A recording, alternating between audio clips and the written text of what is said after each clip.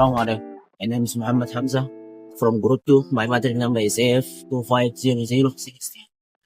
Today we are present our project. This is our side project and this is our drain. So the drain is horizontal, however the culvert is rectangular. So the main objective of our project is to study the depths of water inside and after and before the culvert. So we also need to study whether the culvert causing flooding or not. That's all. In this slide, I will explain about our methodology and our field measurement. So for this project, we conduct direct field measurement at the drain located on the left side of facing Dewan Sultan Ibrahim UTHM Paritraja. The purpose was to obtain the hydraulic parameters needed for our analysis. To collect the data, we use simple measurement tools. A measuring tape was used to measure the drain dimensions and constriction width. A ruler was used to obtain accurate depth measurements, while the broomstick was used as a depth gauge to measure water level at different points of the channel. So from this measurement, we recorded that the drain cross-sectional dimensions is included the bottom width, top width, and depth. We also measure that the constrictions width at the narrow sections of the drain and determine the longitudinal channel slope.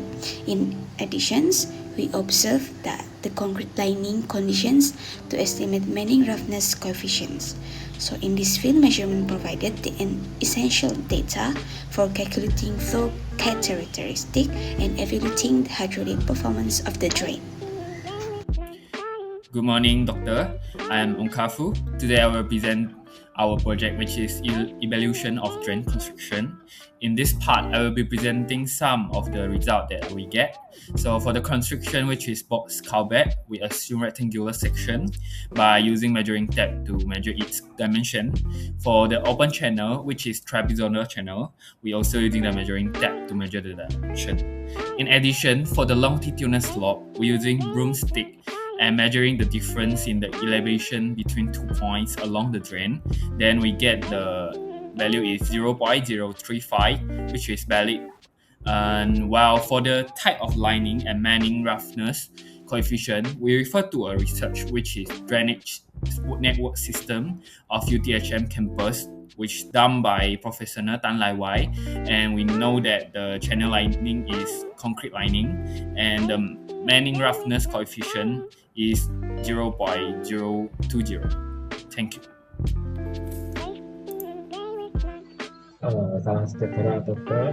My name is Anson B. Holding and my matric number is AF250126. So today I will explain how to calculate the depth of uniform flow. So to calculate the depth of uniform flow, we need to calculate the area first, which is you're using the formula A equal to 0.5 y naught plus y naught square and P equal to 0.5 plus 2 y naught square root 1 plus t square. Then we get the answer 0.5 plus 2 square root 2 y naught. Then substitute equal to the equation for Q, which is equal to AR 2 over 3 S naught 1 over 2 over N. Then substitute the value. Substitute the formula for the A and P and the R, and we're using the try and error method. Then we get the answer y naught is 0.16585 meter. So now I will present how to calculate the depth of critical flow. So we're using the formula Q square over G equal to AQ over T. Then substitute the value and get the answer is YC equal to 0.248 meter. So since the y naught is less than to the value of YC, so it's a subcritical flow. Then next we move to calculate the maximum width, which is we calculate for the beam mass. So first we calculate the area first. Then we get the answer is 0.1126 meters square.